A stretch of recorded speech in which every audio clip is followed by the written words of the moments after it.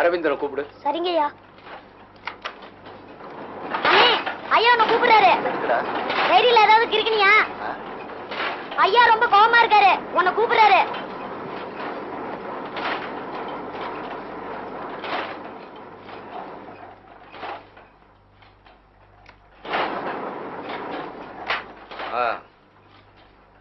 என்ன இதெல்லாம்?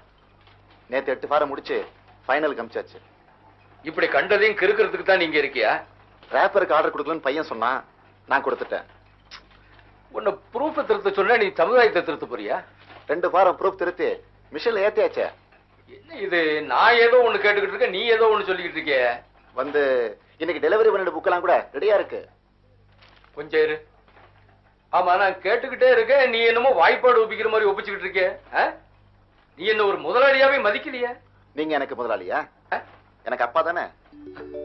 என்ன உங்க புள்ள மதம் நடத்துறீங்க? இந்த காலத்து பிள்ளைகிட்ட பேசி சமாளிக்க முடியாது.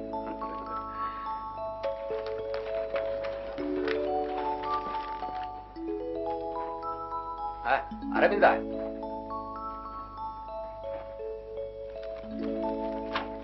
அரவிந்தா, நீ உடனே புறப்பட்டு இந்த விலாசத்துக்கு போயிட்டு வா. ஏன்? ஒரு புஸ்தகத்துக்கு ரைட்ஸ் வாங்கும். இந்த ப்ரூஃபை திருத்தி முடிச்சுட்டு போறேனே. அது அப்புறம் பாத்துக்கலாம்ப்பா, நீ உடனே போயிட்டு வா. என்ன நீ போனா தான் சாமர்த்தியமா பேசி ரைட்ஸ் வாங்கிட்டு வருவா. அதுதான் சரி, தாமதிக்காத போயிட்டு வந்து. சரிப்பா.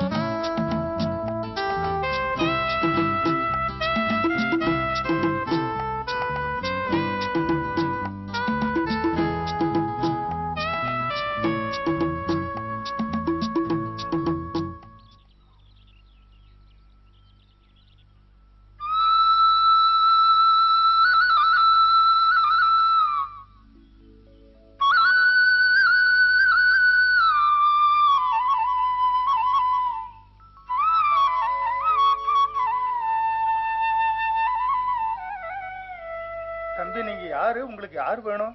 பேராசி அழகிய சிஸ்டம்ல வீடு பூட்டி இருக்க. ஆமா, அவங்க இந்த வீட்டுல இருந்து காலி பண்ணி போயிட்டாங்க. அப்ப இப்ப எங்க இருக்காங்கன்னு உங்களுக்கு தெரியுமா?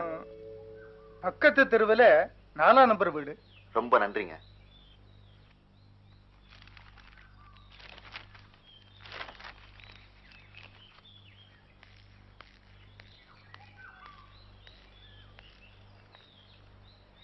பாப்பா, பாப்பா,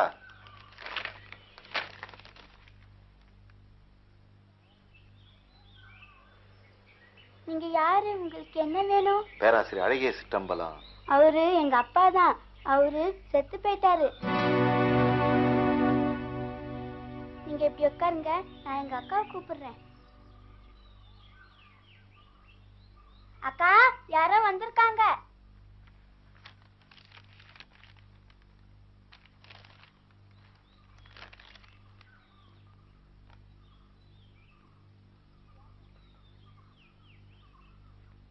யார் நீங்க?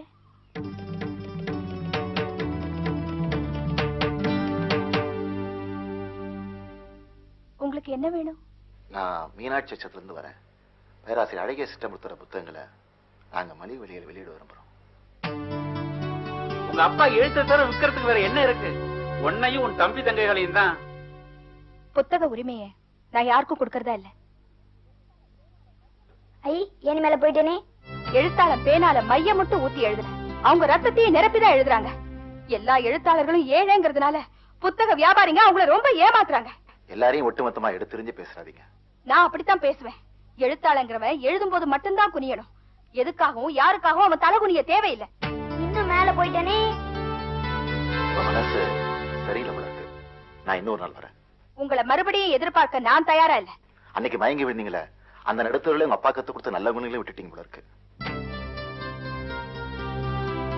நான் வரேன்.